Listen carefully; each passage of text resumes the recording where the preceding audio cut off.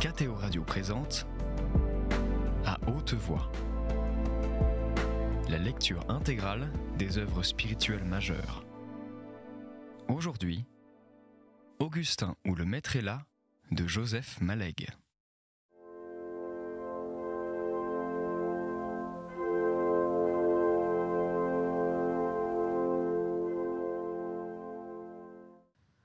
Augustin eut le soubresaut purement physique de l'animal capturé.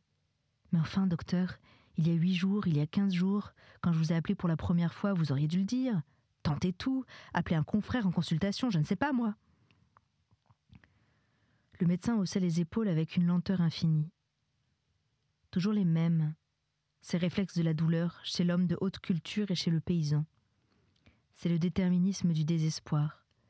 « Cher monsieur, c'était mortel dès les premières présences du bacille de coq, il y a 8 jours, il y a 15 jours, dès le vomissement initial, quand il a pour la première fois sali son berceau. Mais pour révéler leur sens, les faits prennent du temps. On ne fait pas de ponction pour un seul vomissement. Il avait 40 sens possibles, vous êtes tombé sur le mortel. » Puis la seconde partie de la réponse. « Un de mes confrères d'ici ?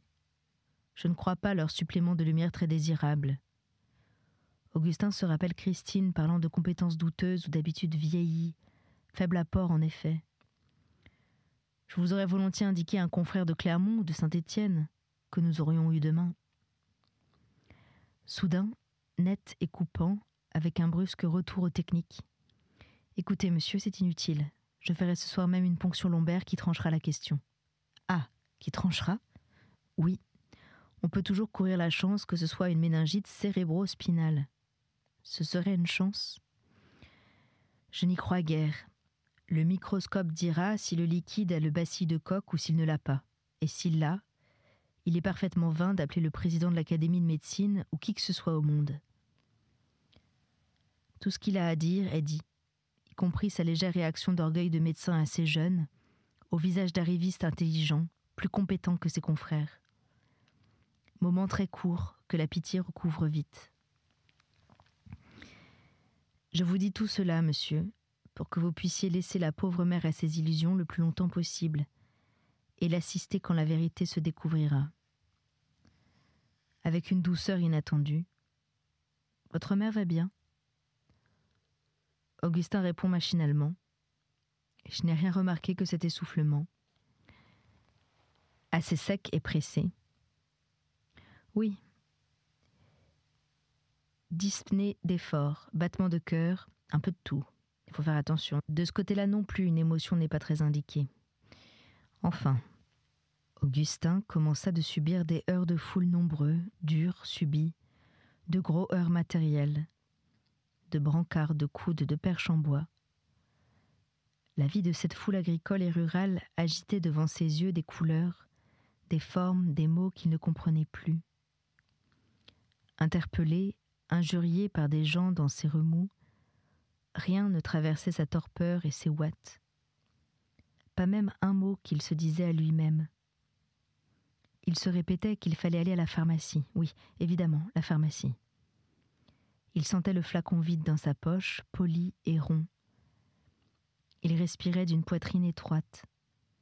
Il finit par se dire qu'il ne faisait vraiment pas assez attention, qu'il valait mieux longer les maisons.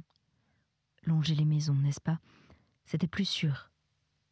Un gros instinct, comme celui de respirer, d'ouvrir les yeux, pas beaucoup plus compliqué, se chargeait à peu près de le conduire sur les sentiers creusés dans cette masse humaine.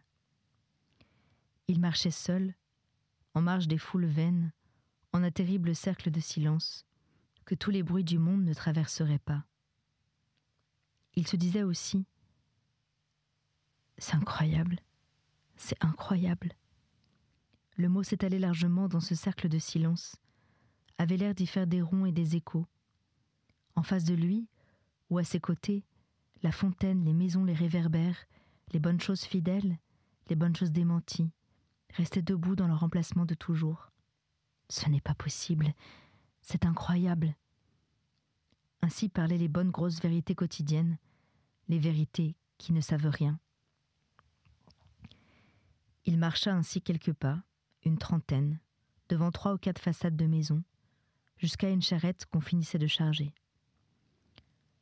Soudain, il se sentit furieux, d'une haine à la fois retenue et exaspérée.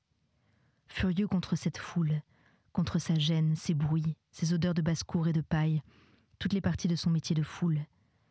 Furieux d'une fureur obscure, comme d'un mauvais procédé à son égard, d'un grief personnel, indépendant de la mort de l'enfant.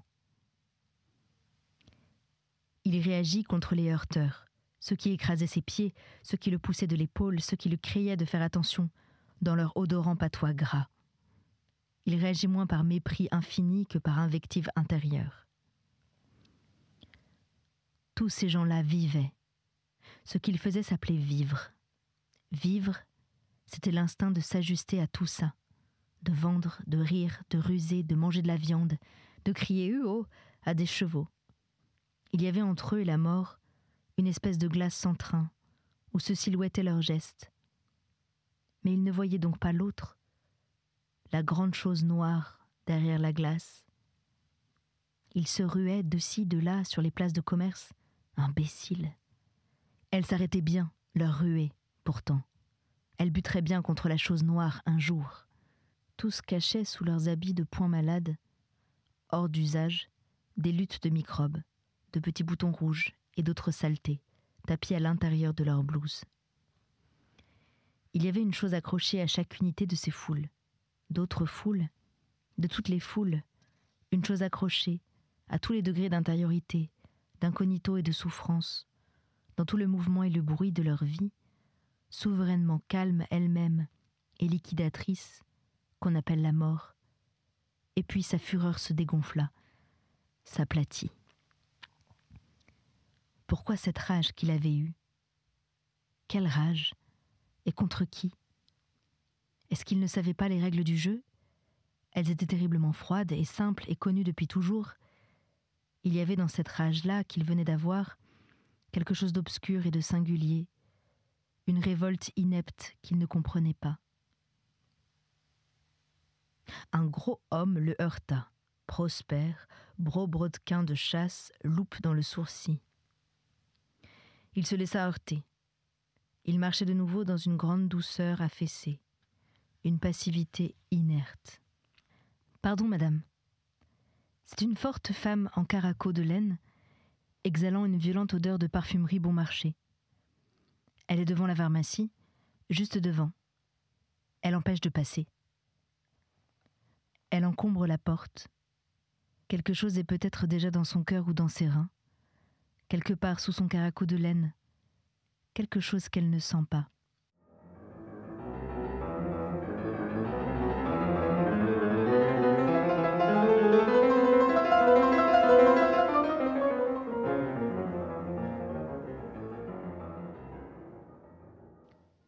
Pardon, madame. Augustin se glisse avec une sorte d'excuse entre elle et la porte qui teinte d'un tintement vieillot et long.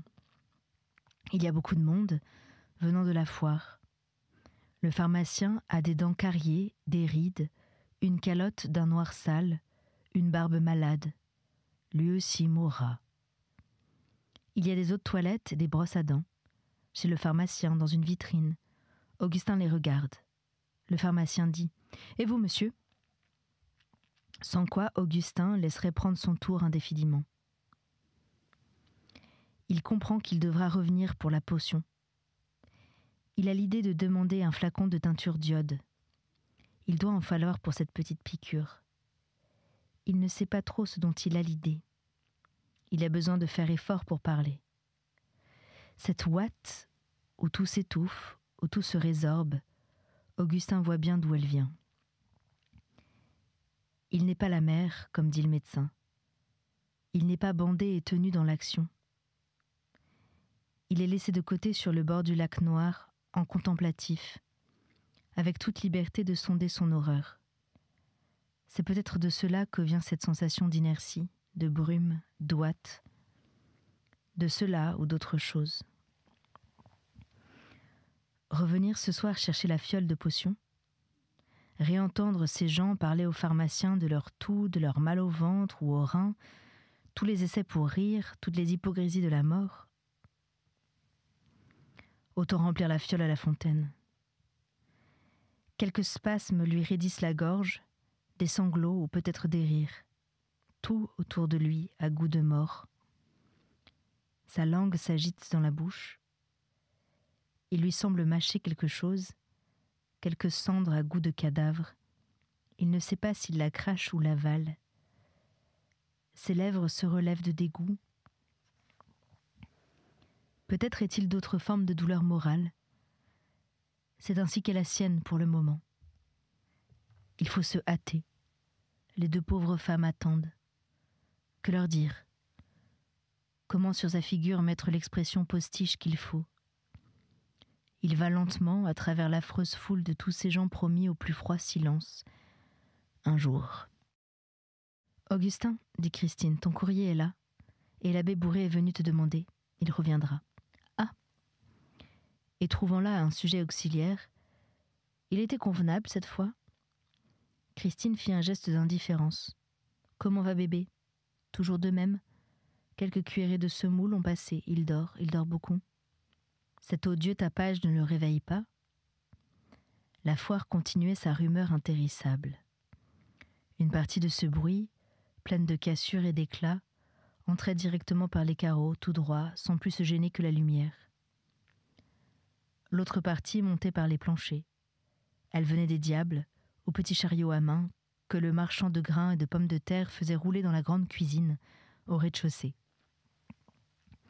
Ce son-là, sourd et acceptable, par moments on n'y pensait plus.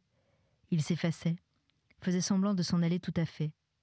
Revenu brusquement, on s'apercevait qu'il n'avait jamais cessé d'être là, et le flux des bruits charriait par surcroît tout l'arriéré inentendu. Christine demanda, avec la puissance de persuasion des larmes. « Le docteur t'a confié quelque chose de spécial. Dis, Augustin. Il vaut mieux que je sache, vois-tu, je t'en prie. Si c'était une méningite, il souffrirait, n'est-ce pas ? » Il souffrirait des méninges, évidemment. Il fallait répondre non pas seulement aux mots, mais aux deux mains tordues, aux durs yeux brillants, au tremblement des lèvres, à tout ce qui, dans le corps de Christine, trahissait à la fois la soif et l'horreur de savoir. Prête pour les mots du mensonge, la pensée d'Augustin avait bondi, agile, aux solutions. Il a parlé d'autres traitements si rien ne s'améliorait. La ponction de cet après-midi va lui montrer si c'est vraiment nécessaire. Mais il n'en faut pas rester à un seul avis. En dehors de lui, il n'y a personne à consulter ici. On lui demandera qui appeler. Il fut sur le point de préciser, à Saint-Étienne ou à Clermont. Il se retint d'effrayer par cette évocation de distance. Cependant, il le faudrait bien, dans quelques heures. Il se borna à dire « ailleurs ». Tout ce verbillage d'insincérité, croûte protectrice, posée sur l'intelligence, gardait une sécheresse révélatrice, et comme un parfum de fleurs artificielles. Comment ne s'en apercevait-elle pas ? Combien de temps l'horreur de savoir et la frénésie d'espérer l'aveugleraient-elles ? Combien durerait le doux et précaire tampon du mensonge ? On pouvait le rapetasser, l'épaissir de simulation et de vraisemblance, le doubler de molleton, le poser sur les yeux contre la lumière et sur le cœur contre les coups de couteau. Quel enfantillage ! Un jour arriverait bien où, fatigué, insuffisant, percé par le frottement quotidien des choses dures, il laisserait finalement passer le regard pur et simple de la mort. Augustin avait gardé dans sa main le courrier. Il rejoignit sa chambre. C'était un nouveau paquet d'épreuves à corriger. L'accusé de réception d'épreuves précédentes, des journaux, de lettres d'universités étrangères, un livre reçu en hommage et des catalogues d'éditeurs, le courrier habituel des professeurs de faculté en vacances. Il le rangea sans le lire. Sur la table s'étalait une liasse de fiches. La dernière datait de 3 jours. Le mysticisme métaphysique du 12e livre, le Dieu qui meut tout par amour, paraît sinon méconnu, au moins minimisé par l'exposé d'Amelin. Il fit de ces fiches un paquet, qu'il plaça au coin gauche de la table. Puis, se ravisant, il le mit à droite, machinalement. Il sortit, rentra, laissa s'écouler les heures. Le même sentiment d'étrangeté l'enveloppait. comme tout ce qu'il avait vu depuis le matin, dans la rue, chez le pharmacien, dans la maison, partout. Qui donc avec bâclé sa chambre? La grosse Marie, sans doute. Un lit recouvert à la hâte, l'eau d'Hébro et cuvette jaillie, en marécage, mal essuyée sur le plancher. Il aperçut sur la cheminée le verre de cuisine qu'il avait pris la veille en rentrant pour y placer 2 roses. Ses bras se levèrent en geste de crucifiement et de désespoir. Choisi dans la pannerie, la veille au soir, il se rappelait mi-bouton, mi-fleur. Elle s'était en quelques heures changée en rose adulte, pesante et presque fatiguée. Elle s'inclinait déjà. Elle s'inclinerait encore. On les balayerait dans les fumiers. Ce qu'elles avaient représenté, elles ne le représenteraient plus. Mais la masse de ce qu'elles ne représentaient plus continuait d'exister depuis le matin, en allusion déchirante et radieuse d'une lumière obstinée traversant le goût de mort. Il s'assit face à la table, les 2 coudes sur son papier sans bouger, la tête dans les mains. Il pleura devant le doux et ardent visage aux pâleurs de magnolia, tel qu'il l'avait vu la veille au soir, à quelques moments privilégiés et bénis, tendre, gracieux, tourné vers lui pour toujours. « Tu m'as ravi le cœur, ma sœur fiancée, soror sponsa mea. Lève-toi, mon ami, et viens, car voici que l'hiver est fini. » Ivre d'amertume, il se laissa lentement glisser sur les genoux. Il s'aperçut qu'il suppliait Anne, qu'il lui tendait un cœur qui n'en pouvait plus de tristesse et du désir d'être consolé. Ce qui se trouvait atteint, c'était non pas son amour, plus violent encore s'il était possible, mais le bonheur né de son amour, tout le bonheur d'hier, entré en masse et d'un seul coup dans la zone noire. Il leur était désormais impossible de percevoir directement, en leur fraîcheur première, les anciens moments éperdus. C'était cela, le motif inavoué qui suscitait ce matin. Il le voyait bien maintenant, cette obscure fureur devant la mort. Il le voyait parce qu'elle recommençait. Le bruit infernal de la foire, aussi fort comme volume, changeait de timbre et de sens. Agressif, coupant toute la matinée, il commençait le fléchissement de l'après-midi. On entendait le départ des camions et des carrioles, le beuglement des bestiaux emmenés.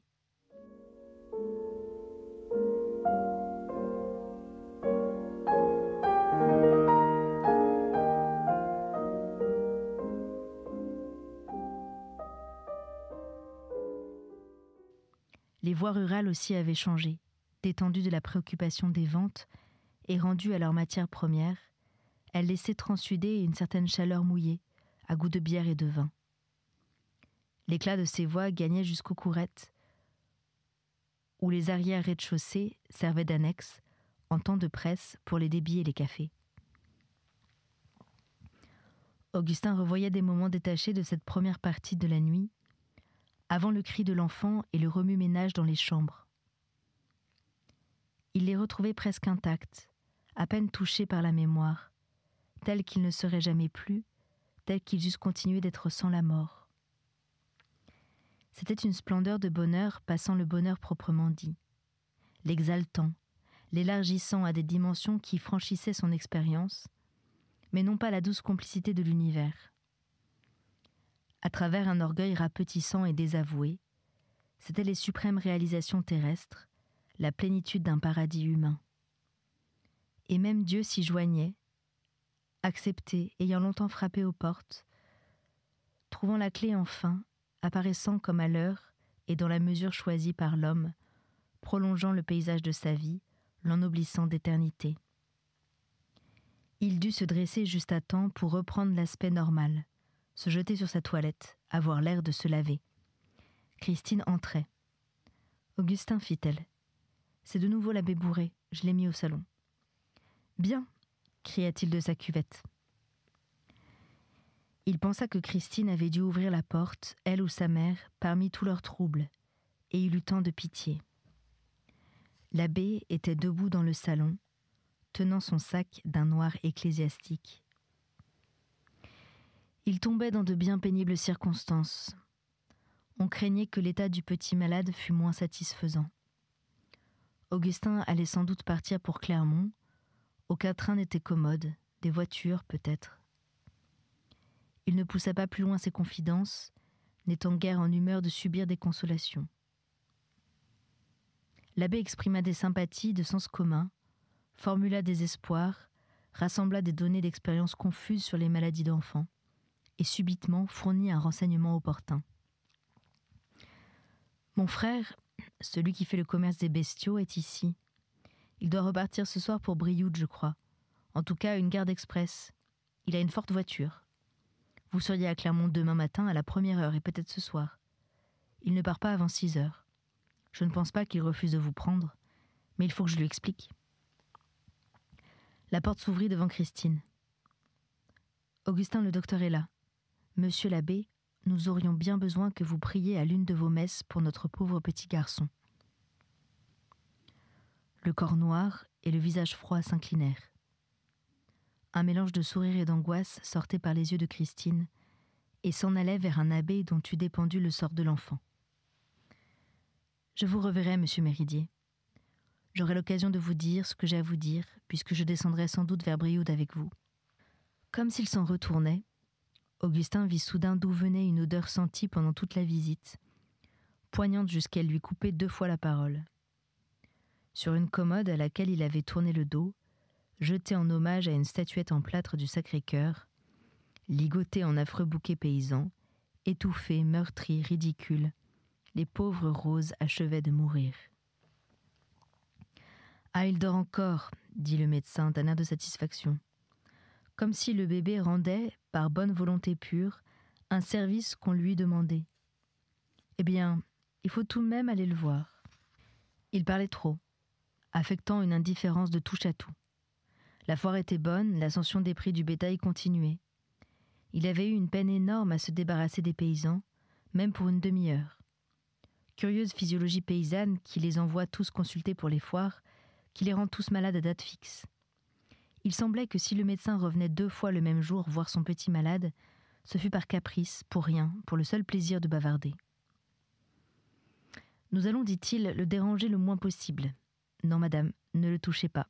Laissez. » Ils étaient là de nouveau, comme ce matin. Tous les 4, parmi des choses identiques, même place du petit berceau, de la toilette d'enfant, de la cuvette et de l'éponge jaune. La terrible confidence n'avait rien changé à ses surfaces. Christine donnait à voix basse quelques indications de température, de durée de sommeil. Augustin entendit un 38 degrés encore, qui devait se rapporter au moment où il attendait chez le pharmacien, aux environs de midi. Le médecin avait posé une chaise tout contre le berceau. Sa grande main immobilisait l'avant-bras de l'enfant. L'oreille, près du petit visage, absorbé par on ne savait quelle comparaison obscure de cette respiration et de ce pouls de bébé, il écoutait avec un plissement bizarre de paupières rapprochées, comme pour supprimer tout l'inutile de son champ d'attention, aiguiser son regard et voir l'invisible. Ses mains, d'une douceur maternelle, découvrirent le petit malade sans secouer, supprimant simplement des contacts. Le visage réduit, aux paupières blêmes, devint accessoire. Le reste du bébé apparut, fondu, ramolli, tourné vers le demi-jour de la muraille, d'une petitesse désespérée, au-delà de tout secours humain. Pendant ce temps, des mots bons garçons continuaient leur jeu, tentaient de faire croire que l'attitude en chien de fusil où il avait trouvé bébé provenait d'un hasard, d'un caprice amusant des cuisses misérables. « Non, tiens, vous ne voulez pas. Vous préférez ne pas vous asseoir. Eh bien, on vous laissera comme vous êtes. On vous remettra tout de suite dans le dodo. » Mais personne ne faisait plus attention à ce rideau de mots vains. « Madame, dit le médecin, vous avez une petite casserole et une lampe à alcool pour faire bouillir cette église à ponction ? Oh, une casserole très petite, grande comme cela. » La petitesse de la casserole était sans doute aussi garante d'innocuité. La grand-mère s'en fut chercher l'objet désiré, et la forme enfantine, rendue au repos, revint à sa somnolence et à ses gémissements. « J'aimerais mieux, » fit le médecin hésitant. L'on ne sut pas tout de suite ce qu'il aimerait mieux. La vieille dame présentait la casserole, un peu d'eau, une lampe à alcool. Il expliqua qu'il fallait laisser bouillir 5 minutes, pleine, que c'était une piqûre nullement douloureuse, de quelques secondes seulement. Il regardait sa propre main, la passait sur son manteau net, s'inspectait les ongles, comme si quelque chose y eût déteint. Après quoi, il dit ce qu'il préférait, c'était que Christine n'y assistât pas. Il essuya un refus formel. Christine se mettrait où l'on voudrait, demeurait immobile, mais suppliait qu'on la laissât là. Elle y resta en effet, comme au Stabat Mater. « Pourquoi pas, après tout ? Asseyez-vous donc, madame, bien sagement. Tout cela est si simple. » On entendit des bruissements d'eau et le frottement interminable d'un lavage de mains. Puis les gestes de la technique régnèrent seuls, coupés de mots précis et froids à l'adresse d'Augustin. « Approchez cette petite table, l'oreiller dessus. Couchez-y l'enfant sur le côté, là. Couvrez-le qu'il n'ait pas froid. Votre main sous le creux poplité. Oui, le jarret. » Immobile autant que Christine, ses mains sur les mouvantes chairs, Augustin se rappelait quelques mots si différents, tout récents encore. « Dans cette maison, mesdames, messieurs, nous avons un petit garçon. » Un frémissement froid passa sur ses reins.